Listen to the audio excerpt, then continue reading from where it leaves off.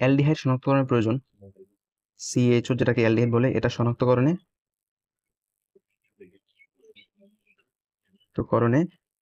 Tollen বিকারক প্রয়োজন।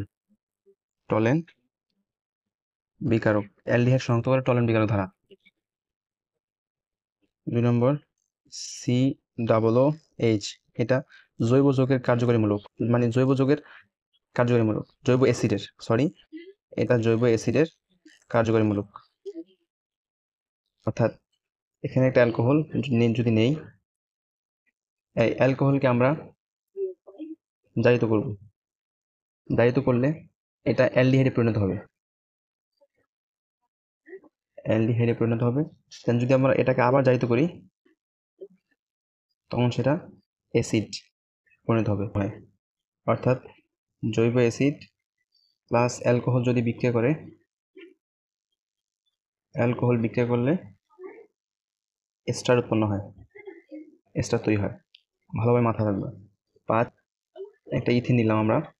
Ethene কখন ইথানলে পরিণত হবে? ইথানলে পরিণত হবে তখনই যখন তার প্রভাবক হিসাবে ফসফরিক অ্যাসিড কাজ করবে, H3PO4। 6, rectified spirit. Rectified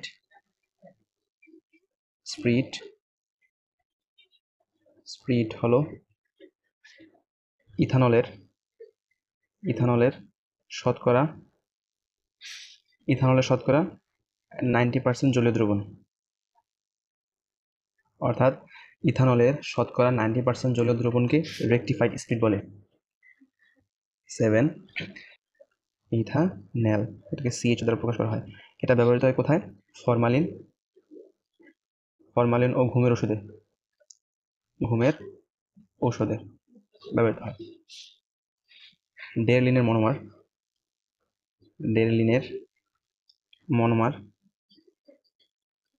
monomer methanal, সংকেত HCHO, এটা ডেরলিনের মনোমার। মেলামাইনের শিল্প উৎপাদন উৎপন্ন হয় ইউরিয়া। 9,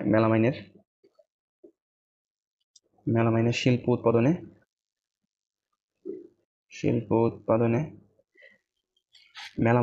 উৎপাদনে ব্যবহৃত হয় ইউরিয়া।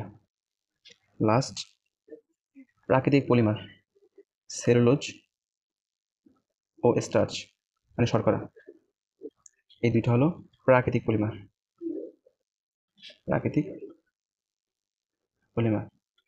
তো আমি যেই এমসিকিউ গুলো দিয়েছি জাস্ট মুখস্থ করবা, এগুলো অন্য ডাইনি বামে দেখার দরকার নেই, এগুলো জাস্ট এমসিকিউ দিয়ে আসবে, এগুলো রিটেনে আসবে না।